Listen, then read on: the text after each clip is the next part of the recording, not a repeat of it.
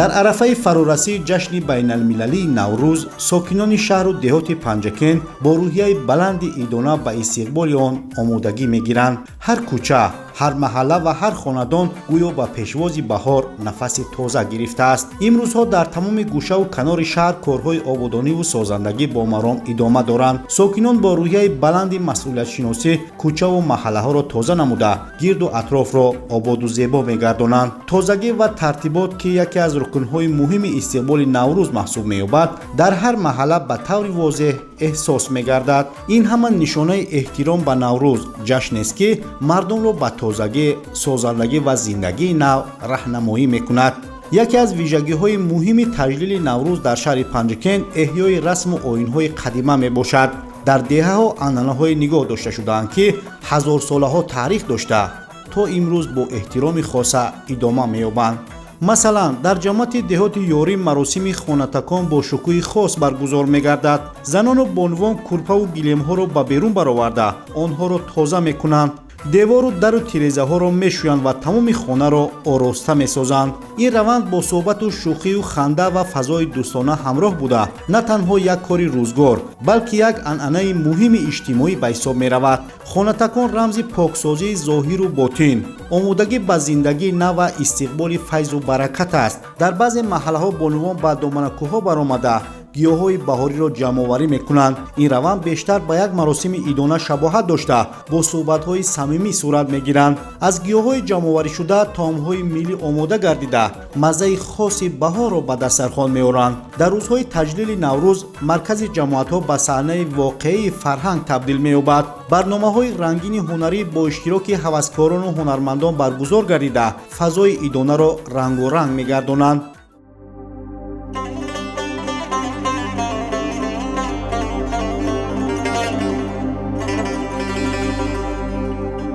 ای نوروز به ملکی سغنژادان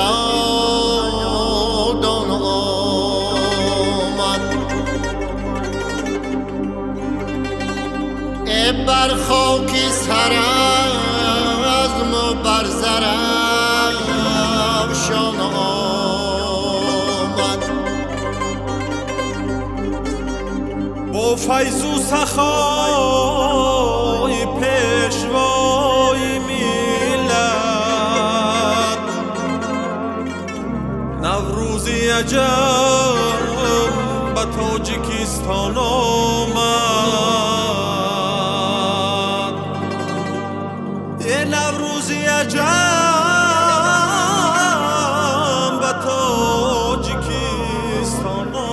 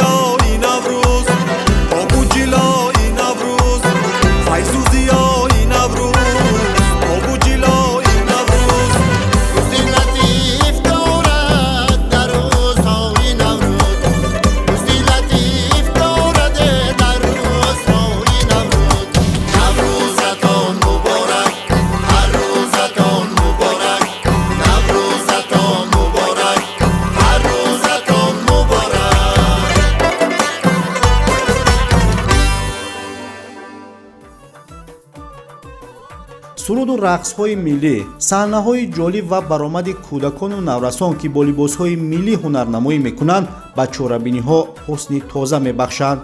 من بهارم، گل بهارم، فصل زیبایی دیارم، با همه اسرار نیکم بر دیارم لاله آرم. آره من بهارم، زیباترین فصل سال می باشم. با آمدی من چمن گلریز و گلبیز می شود، چشمه ها جوش می زند، طبیعت از هم احیا می شود.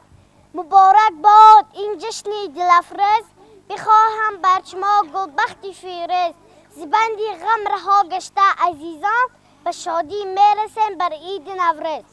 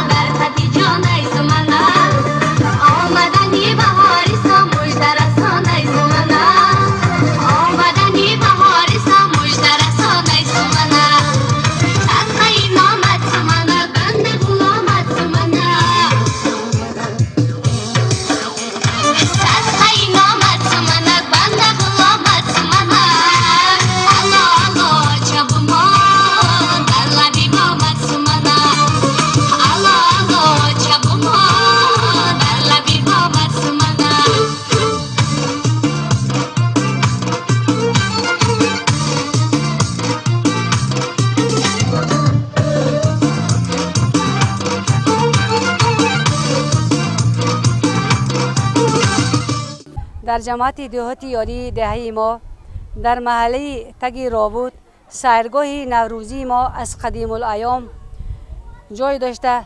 مردم دهه ما هر سال از یکم مارت این جانب بهر گذرانیدن جشن نوروز عجم آمادگی می‌بینند.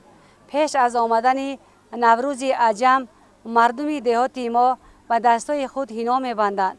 دختران به قوش‌هایشان اسمه می‌کشند، زنها به چشمانشان سرمه می‌کشند و برای بریدن خوراک‌های ملی و تازه کردن جویبارها اطراف محل خود و برآوردن خانه‌های خود به نوروز تیاری آمادگی می‌بینند.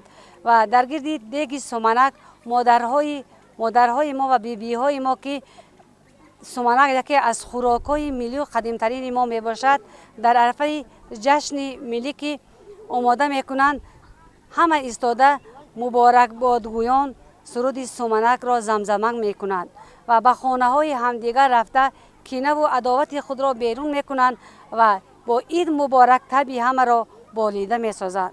نوروز با آمدن بهار عالم افروز با احیای طبیعت سر تا سر عالم را فرا میگیرد و قدم مبارک خودش را در سرزمین تاجیکستان میگذارد. در دایره این برنامه‌ها اینچنین برآمد شعرخوانی دختران و نورسان نیز جای خاصه دارد. آنها با افتخار از بهار، وطن و نوروز شعرهای پرمضمون قرائت نموده مهارت سخنوری خود را نشان می‌دهند. هر یک مصرع که با احساس بلند صدا می‌دهد فضای عیدانه را باز هم رنگین‌تر نموده تماشابینان را مفتون می‌سازد.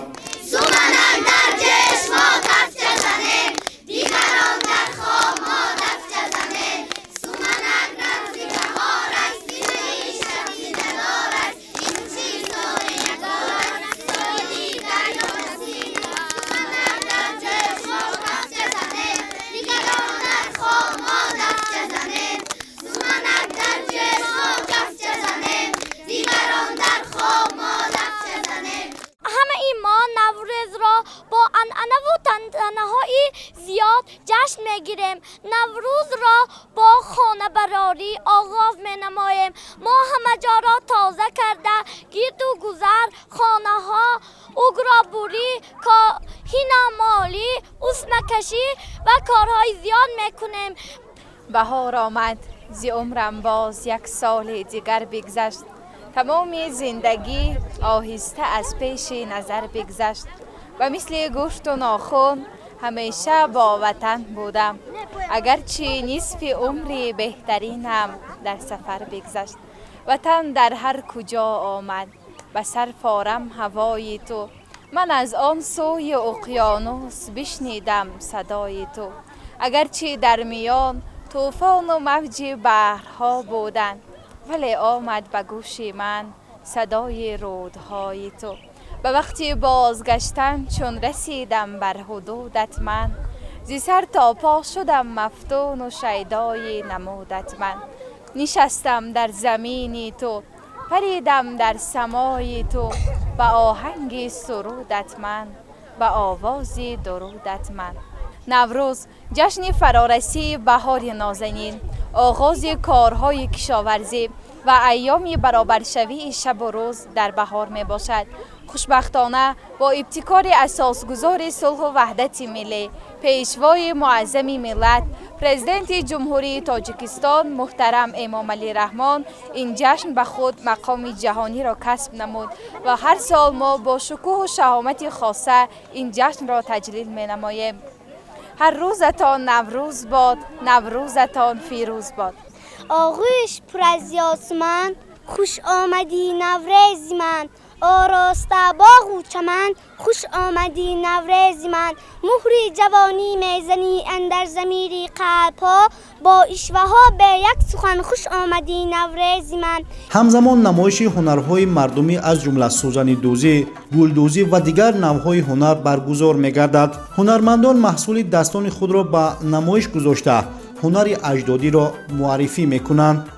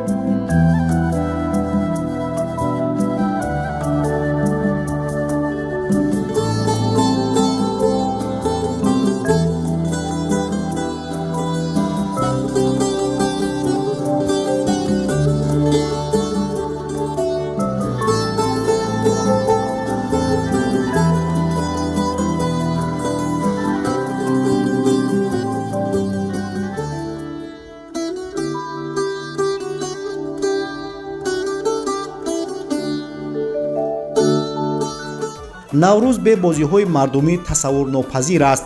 در این روزها بین جوانان و نورسان بازی‌های گوناگون ورزشی برگزار می‌گردد. بانک‌کشی، فوتبال، والیبال و دیگر مسابقه‌ها با اشتراک فعال جوانان صورت گرفته فضای رقابت سالم را به وجود می‌آورند. همزمان مسابقه‌های گوشتین برگزار گردیده پهلوانان مهارت خود را نشان می‌دهند. تماشابینان با شوق و ذوق این مسابقه‌ها را پیگیری نموده غالیبان با تحفه‌های خاطروی قدردانی می‌شوند. این گونه چاره‌بینی‌ها نه تنها واسطه فراغت بلکه عامل مهم تربیت جسمانی و متحدی جوانان به حساب می‌روند.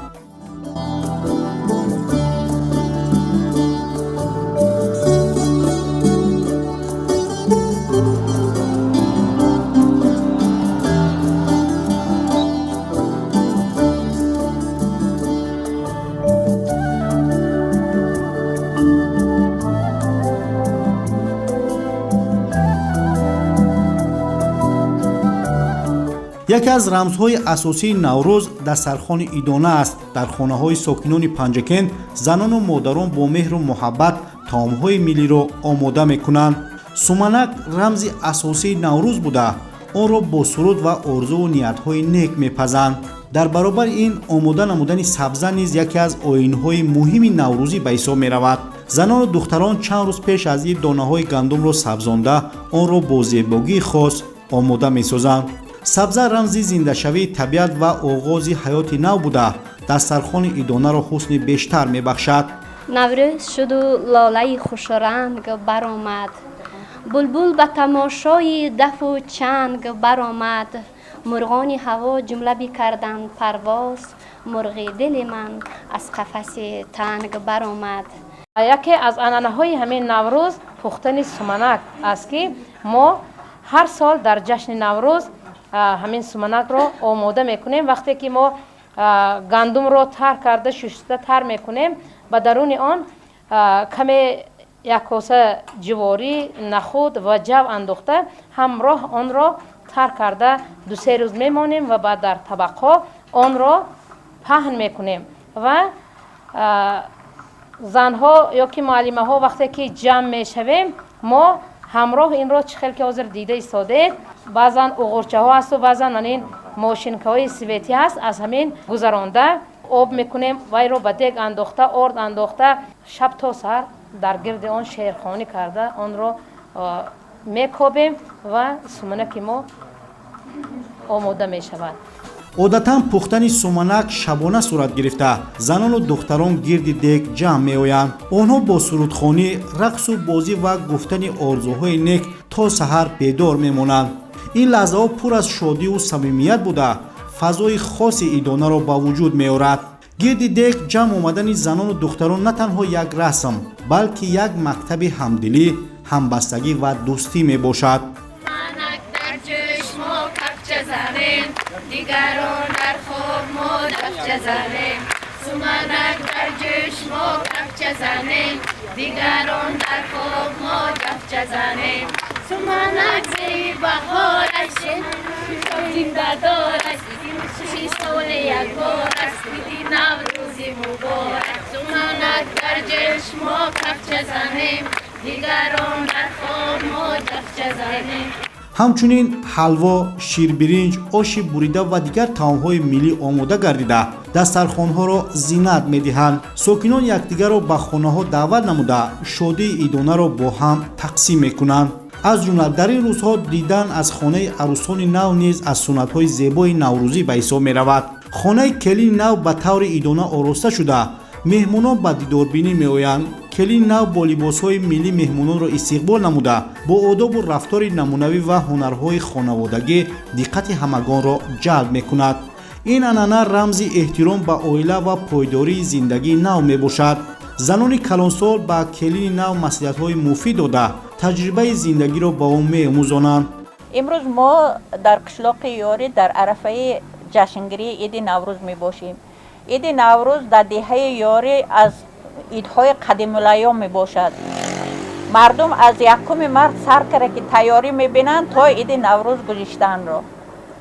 بچه ها، مردک ها تخم جنگ میکنن، خانه برآرام میکنن، دختران نوروز خانی میکنن.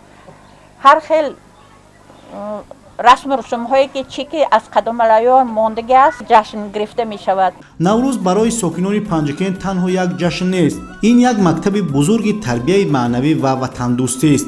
پیرانسالان با جوانان از تاریخ و سنت‌های نوروز قصه ها نقل می‌کنند. آنها نسل جوان را به احترام ارزش‌های ملی، حفظ میراث نیاگان و دوست داشتن وطن هدایت می‌نمایند. این اسباب خردکک ما چنگ نام دارد. من این را از مادر و مادر کلانما آموختم. این در دوره‌های پیش خیلی اسباب مشهور بود، اما حالا قریب که از بین رفته ایستاده است. در جشن‌های نوروز مادر و مادر کلانما این را نواخته رقص و خرسندی میکردند و این خیلی آواز فورم دارد.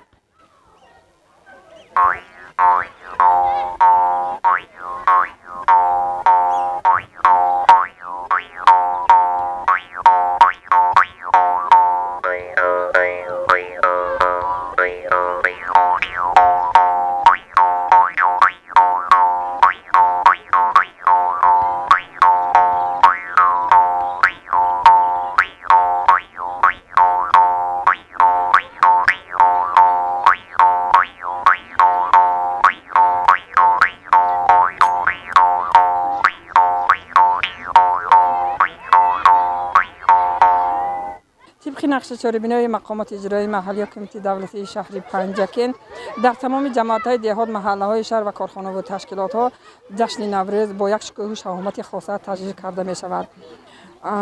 با ابتکار اساسگزار صلح و وحدت ملی پیشوای ملت پرزیدنت جمهوری تاجیکستان محترم امام علی رحمان سال 2010 جشن نوروزی بین‌المللی به یونسکو واریز شده در تمام روی جهان جشن گرفته می‌شود. اینچنین در کارخانه و تشکیلات‌ها و جماعت‌های دهات، کمیته‌های محل نزد کارخانه و تشکیلات‌ها متن شعار و آوازها بخشیده به جشن نوروز و پرچم دولتی جمهوری تاجیکستان بخشیده به جشن نوروز نصب کرده شده است. نوروز یکی از جشن‌های نیاگان ما بوده، تاریخی زیاده از 6000 ساله دارد و مخصوصا ما امروز تصمیم گرفتیم که طبق نقشه چهاربینی ها در جماعت دهات یاری نوروز عجم را با یک شکوه و شهامت خاصه تجلیل نماییم. بخشیده به 35 سالگی استقلال دولتی جمهوری تاجیکستان و جشن نوروز بین الملل در همه کارخانه و تشکیلات ها، خصوصا در خانه های استقامتی، تازه نمودن منزلی استقامتی خود، کوچه و خیابان ها و نرم نمودن درختان، تازه نمودن جای باران و اینوبت گرفته با مردم ادامه دارد. نوروز با خود پیام صلح، دوستی و همدیگر فهمی را می‌آورد. این جشن مردم را به هم نزدیک کرده احساس وحدت و همدلی را تقویت می‌بخشد. امروز ها نگاه داشتن چنین عنعنه‌ها برای حفظ هویت ملی اهمیت خاصه دارد.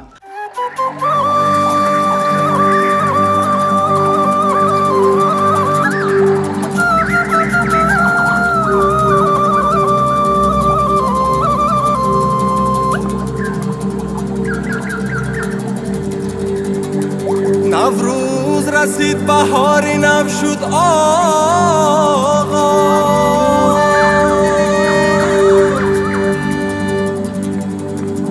آمد دلی عاشقم همه در پرواز،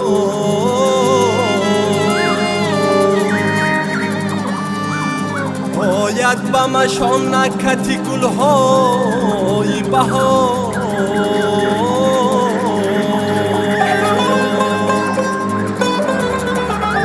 سرمست و غزل خوان همه باراز و نیاز.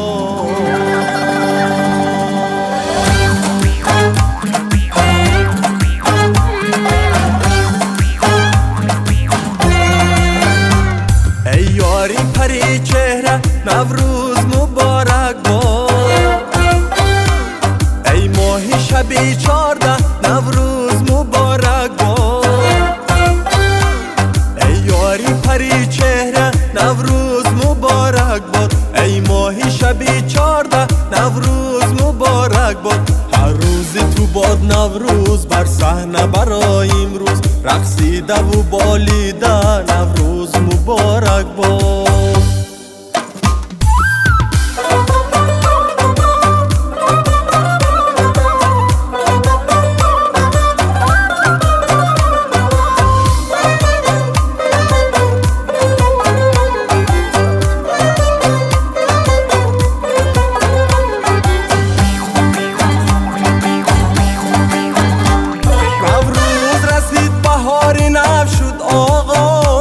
آمد دلی عاشقان همه در پرواز، نوروز رسید بهاری نو شد آغاز، آمد دلی عاشقان همه در پرواز، آید به مشام نکتی گلهای بهار، سرمست و غزل خوان همه با راز و نیاز، آید به مشام نکتی گلهای بهار، سرمست و غزل خوان همه با راز و نیازه.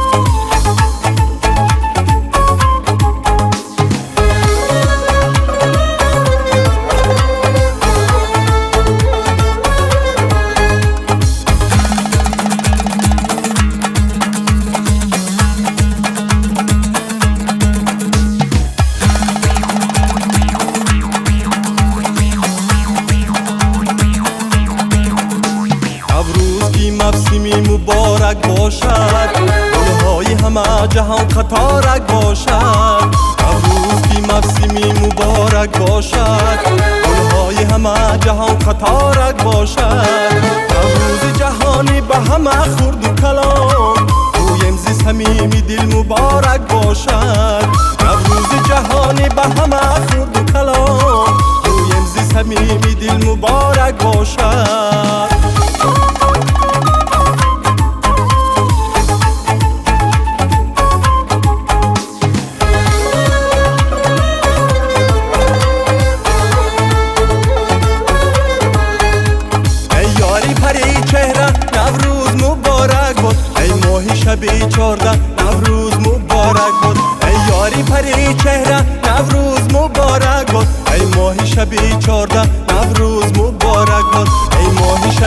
14 نوروز مبارک باد ای یاری پری چهره نوروز مبارک باد.